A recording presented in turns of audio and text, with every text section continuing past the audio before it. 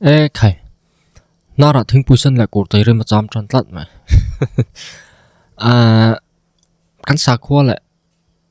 cắn xa khóa đàn lại, cắn xa khóa nó trùng trang ấy, soi tu đâu nó hít tắm khop mai Christian, xa khóa trùng trang ấy, cần nít sẹt ta, cần hôn bùi ta hệ. Anh hẳn soi à, ring lâu mi ta xa khóa. Ring lâu mi ta xa khóa na, ở trong là chom luôn đi. Anh sao có thil sợi lẹ sáng này tiếng gì cả soi tur cả ông chị nè bồi thắc em mà ya cho lại ta cái chú anh tia ngày chi ngày này yang ti portrait thì mà hara adik ber portrait ta har to cùng sáng mà làm mà mi to này ya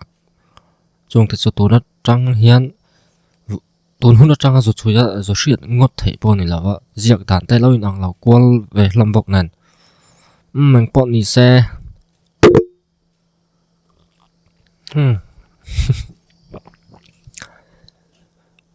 Christmas zone phur ít zona này chính bùi sân lại cổ tay rim rừng ất pon lung ở tiền leng thầy mày em bọn này xây isopian cùng chúng trang chiang lâu hi anh soi mắt sát hiểm xí mà mà thay ra cả căn hộ ông in hay bung khata na bung nia lal Heroda lâu lăng Heroda trong nó hình chui cho Flavius Josephus khapa khan Heroda thì ma đậu khan lunar eclipse kha rai lo te partial eclipse an tiang chi kha alo atia chum han chui chon BC palia chu tiang chu om ani tin han chui ki ra ti chuan iso Christa pian kom pa chu BC pali vel ani ome an tia Heroda thi kuma khan an da amar chu me than khatinan chuya BC pakhata po lunar eclipse chu om tho an ti le a ti chon BC pakhatan pian tir vele a chen chuan chu tiang kwal vel te noi chu ni a chu wang chu na boi thak a chiang lawa Bible code ka chu Bible code ni se kan oi du le du lo chu thu dang ni ki chon ko oi lo ka ti to kha ti chon video mas danga ma salama kan soi to kan luka bung ni a kan hu chu ka sar Augusta chuan kovel zong ami tam hing jiang factory thu pe a chu Surya ram op to Korea ani la ya cherpui ma saber ani ti a Korea laula la hi edi parukma inalal lau trim ti ka history of Josephus sate bok ziaka sita sate kan mo ti te lo ni le a ti chuan luka zia khi ang taka ringtla nge ni ang ti hi zo na anita ne mathai ziak nen compare ta ila athum har ruai a hian kha thil kan jinga lo thleng ati ra ta mutu te le mutu te le thu rong bol tu ten ke ma nei min Sri Lankan mi tam takin zia kan tuma chu wangin Theophil Thaber abulata engkim fel takin ka chuya in dot zelin itan zia kila atha ang ka ti ani ka chuya te tonai tong tak chon research a bay research ti a aziak ti na ni dona mathai ziak ain a accurate tangem chulai chu riat harami chon an da sang thin kap maya luka ziak hi ama ero chu ain mathai ziak te pokha ni a history zone kan ti chon a vo ve the chulai chu boi thak kan thalawa ang pon ni se alo pianga BC pali le edi pakhat angkar vela chona om tura te han ngai ve remila apian kumaro kan thelo ti ha ke chu ka thuk na la ni ngara Bible ziak atanga alan dan hian achiang lawa ako tami kha adik ngot thu om lem lo hian kria aziak tuanga po thil chiang lo ni lai hian te thega rel ruwa chuan oma chung vel chu thil ne lo om ve kha ani a khang ka chu thu dang no ni se eng po ni se Iso Christa hi classica apiang rengem ti lai kha apoi mo le ta ani le kabu kan hu dan chuan mi than ka thil chui chiang tu ta soi danin Judai rama classic line khua avot a ro te su thina zan raya beram venga chuwa na khua ni lo rim shima season lo tuk ahun lo thlai tepo thai kan ti phul le engemo e tur po than khat chuan om po om lawang tin khua avo ma wangin ran tha na khua ni lo rim zan ko tai re ka tlai war tha tur phe chon angai na om lawang ti inan soya adik po arin omani chu tiang khowat lutuk noya chawang chun December ani lawang ti kha ringot po khan ti chiang thei tura kangaya apani na chuan khatiang khowat lutuk noya Judai rama chiar pui nei tura kong thui takhan zo tur khan angai na om lo reng in ti lup na tur ni rai puar nen har sa don lo toka thil thei po ni don lo ni hian a hriata chung te chu ani a na khom dan po in a zir lo hrim a season lo lu tuk ani khatiang han kal nan chon July te chu ani a so wang chon kha ringot po khan iso Krista chu December a piang lawang ti kha atirin om le zual ve boka ti chuan dang le a chuan iso Krista lo piang kha anui na lo pa ya vantir ko at na in lar ni ti te lukat zia ka tra kan mu danin hi luka ziak bung khat chang som ni pali tangin Elizabeth khan nawa pa ya ti kan mu a anaw pai chu Johana ani ti chuan Johana pa hian tharu ka ni ta o ha ta hian kan mu a chang kan chiar thak zel chuan ti chuan iso Krista kha alo anui na pai khan Johana chu Elizabeth in tharu ka lo pai to ti na ni don ani chuan bung khat changa landan hian Zakaria Johana pa kha Jerusalem a puithiam na thok ni na langa zirme ka service me ka ni chu tiang chu an na tho ni in alanga Zakaria kha mo Zakaria puithiam pa khata ma chu mi chon aron na tha jinga mi nu puya anaya aming chu Elizabeth hi ni ti cheng takin kan mu a ti chon rong bol chu zawa alo kinta a temple service kha alo zota a ho a ta chuan naw chu paita ni me la nu poi khan ti chuan heng hun vela hi Johana pian han chut hian Mars thabor vel ni o min alanga ti a ti chuan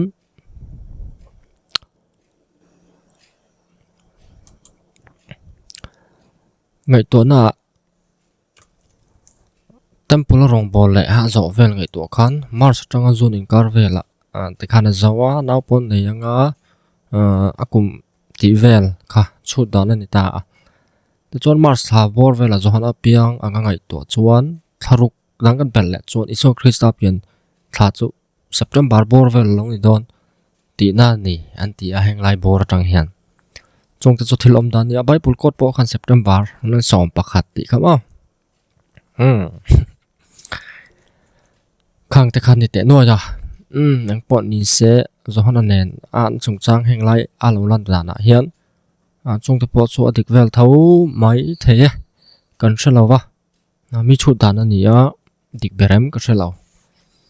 ngan soi da pop anga to a anti lang kwal khernon Bible ti lang ila ato viaun ka shedewa ti chuan heng atanga ka thuthluk na chu iso pian kum kan shalaw a pian thlapo kan shalaw ti kha ani ke ma chuan lo shafal bi kan omani chuan lom oma ngai ta ila thi kumpo chiang dewa soingam te kan om le zela chang chia thlak kan ti don nge ro pui kan ti don nge ka shelawa a tha kan chiki ma nga yang o ti chuan ke chuan pian kum kan shelawa pian thla tak po kan shelawa mi tam tak soidan nang lo chui mi te soidan poi nang hek lo ti te kha ani noi awangin thil chiang var om lo a pian ni hriat kha tangkai na pom lo pian kum hriat po tangkai na pom lo wa alo kala eng nang e tho ati tur ne so takin tlin ati atlaka min chandama atok viau ani chulai churil ruwa om phot se ti chuan Christmas so rin danin ang lawa ani takpo ko than pa te jinga po Wednesday ti te Monday ti tok ten oma eng po ni se kan soi phei le anga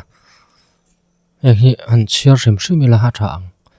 Christmas Bible tong kam ni lo ma se Christian te ne poi mo tak la hriat lar ber ani Christmas man tron hun chung chang a hian ngai dan pan hi oma chung te chu January ni ruk la December ni som ni panga ni tingal pang mai ta po ain ang lau phot mai ni te chon January ni ruk chu han soi chun som la ta a January ni ruk hilo Yesu pian ni le baptist ma chan ni ni angai ni an ngai wa in kho chak kau than chon ma sang atang khan an lo mang to ni in Ephraim Cyrus chuan a soi ti ni a chuan de chu sin po in kho chak kau than January ni ruk Christmas ni an mang ni in a soi ti te ani le a kai kan la sangai lo mai the heng thil hi chuan usener po in kho chak kau than ho chau ni lovin khovel mun dang apo January ni ruk Christmas ni atan mun tina an mang bokin an mangin a soi ve bok Armenia kau than chuan tun thlang hian January ni ruk Christmas ni atan an la mang tareng ani ti a December ni som ni panga pop liberius a he kum edi zathum somnga pani khan pop alo ni a pop liberius chon January ni ruk chu isopian ni lovin an baptist ma chan ni nga ya December ni som ni panga hi Christian Christmas ni atan thope ka chota a kum edi zathum somnga pathum la zathum somnga pali a rom kho an mang tan ni in elsenar chuan a soi ti a soi dan dang ni pathian mitra betu tan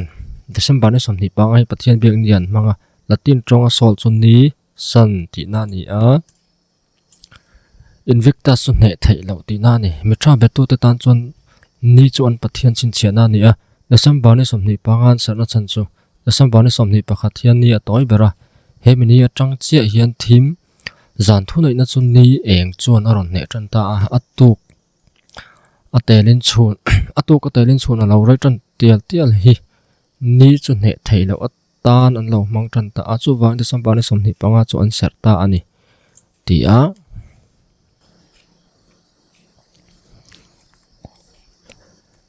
ngai dan lar tak pakhat chu he sol Invictus ring lo me tan December ni som ni panga nei thini Christian tan an ning dewa aya warzoken la isopian champhalom ni atan an lo mang lar ta jok ani ange an ti athan te ro chon chu tiang ne loven a hun hi a lo rol ve ringot mai jok ani e an ti heng thil hi a hriat lok lova thil thang a hun thum hun ani ang an ti bok engpo ni sala December ni som ni pa Christmas ni man tran dan hi chuina tam tak om ma sa hriat chian ani lo hi to kan hi tra tiang a soi mai tur hi ni hriat chian ani lo pu pop lo tur eng hi an chan chana ka chiar ve fau ani a ki po in khani pathian kha arau puya ne thailo ni a khami thlak nan khan Christian taka romlal raman om nuwa khan an lo dar zawa lo zalan vedau nuwa te pai ka chuan Iso Krista chu ne thailo ani ti ni pathian thlak na tan an manga chu chungai toila arau pui dan tur chu kan sa ko hluya khan ni ser eng mo khalo om ta a khan ni ser kha isu mengin thlak thai ta ila kan pathian hlui kha kan hlui lo na atharing kan thlak ti na ne athara kan thlak na chu arau pui jok ti na ani le ta zela chulai te chu nia iso khan da arau pui wangin an thlak mia ti na ni don ta ni chulai tak cha arau pui na tur chu ni a adik po adik mai thai san chu ni se ani la chun de sam da ni som ni pa lo man vengot chan tur ka a om lem lo em hian a hriata ti lai kha kan soi ram do a mizo rama Christmas man tran hun a soi hi chu zo sap te ne ni ta a ama saber chu ni lova ama saber kom sang khat zokwa panga malam hi chun zo sap te chun mani hau cho ven thing pui le chang te chon an mang thin ani ong lung lai lama chun ai zol lama ti dan darok suaka durtlang lal darok suaka te kan ti darok suaka durtlang lal hovin kumsang ka zokwa som pahnia Christmas an mang tan ve cho ani karol he chu kumsang ka zokwa som parut vela khan thak thing ve nga an nei ve trana tia en le la ko isopian ni atana December ni som ni panga mang ma satu chu khothlang kau than an ne ro khothlang kau than chakan retra Eastern Orthodox le Roman Catholic Church in Thenka ringa kum zabi pathum na malama chu kachon December ni som ni panga isopian ni atan an sarin lo ngai lo December ni som ni panga isopian ni atana ser ani thulan na ma saber chu Philocalian calendar adi zathum somnga palia phu khom ani a kum zathum som thum paruka roma man ani thu tar lan ni antio ke po andi jathum samsari panga malama ser ani arin amlo huna lo kalseta rom ko pui Constantino pula chon kum andi jathum samre ta khan Ethiopian ni tan ser san alo nia kumjali som thuma Alexander kho poiso pian ni tan December na samni panga hi man alo ni ve ta ani chengang tro ti chon kumji vai panga na hun lai hola tang December ni samni panga hi kho chak ko ran le kho tang ko ran te chon Isu Christa pian hi atan an ser zui ta zel ani mase Armenia ho chon January ro ke Christmas ni atan an lamang chun zom zel tong Isu pian ni le thadik tak hriat thai ani to lo Isu pian ni ta na man ani na chan po hi rom ho nan pathian pian champapak ti da khar a tha e atana December ni somni panga kum jani som sari palian man thak thang na ruwa man ani hei chiar dan common takani mi je dan common takani kho chak ko ran chuan he hun hi Isu pian ni lom na atan ba ka beram pu le mi fing ta za na nan mang thin kho thang ko ran chuan mi fing te za na ni atan January ni rok an mang thunga chu Christmas lom na khar na ni ya mangin aminga po pathian in puan na Epiphany ti ani kum zabi som pakwan atangkang Christmas lom hi khovel pum puya lau dar zau ta ani chiangang tero le chu pian ni ti wang ser ani lo ti lai kha hriat a tha ni bop lok le engemo mol pui le kan rin dan le kan man dan ni wanga ni lo deuh do soi kwal khera ngai lawa Isu pian ni khera ya ngai reng lawa wanga lo ser ngai kan ni ti kha rom ho pathian ro pui tak thak thleng nan chu ro pui lu tuk tlat ani ro pui dan chu kan sa thiam em man ta pathian an lo biak to kha pai in ban sanin pathian dang be a an thak thleng pup tur kha ro pui to alo lan fai vek ti na nia thil ro pui top khok ani he chu ring lo mi ta thil ti zong lak tu la ro pui lu tuk tlat zok khang kha eng am hoset to ro ma to wangin ngan soi ve mai nia mi than ka ten Christmas ti a lam toy anga kan je Xmas ti hi po hi anan soi enge mole ta a Greek horopak kai akha English alphabet a anan je a hian chumi I o le Latin eng lawa te po X khan da a Isu Christa ming lam toy an mang ve thren rim chu amana Christian ko ran masa te po en chu thilom da na ni a amang an thla ka tiang zong a thil soi ching kan om hi chuk dictionary lian hang Oxford English Dictionary ate nga ma mu tur po om ranga Britannica te ang chia te po chu wang chu ni lo zong a soi koi tral tur ni lawa mang ve thin sem na Christian te pon Greek horop kha tong tanga an transliterate tlok pui kha an da ani mai chu zong chu ni a no soi ram hoi le nge ba da ta thina a boi thla khop mai khalai po kha sele ta rim mila thil tam tak soi tur ma Christmas sung chang a hian ama ro chu soi sen ani lova December ni som hi pa ka lo sar san po kha che chui dan rang ma dik ber ria ta har khop mai chu wang chuan chui dan rang te ka hre ve ila thil ni thei om deuh le rin om deuh te ka chu om ve kan oi du lo chu eng po lo ni se asoi nok dan kan sunga aing tin amon ring lo mi ta sa khol eng ma paganism lam on tir tral tum pol kha kan la om ta thina Christian intizinga po heng te fu lo ma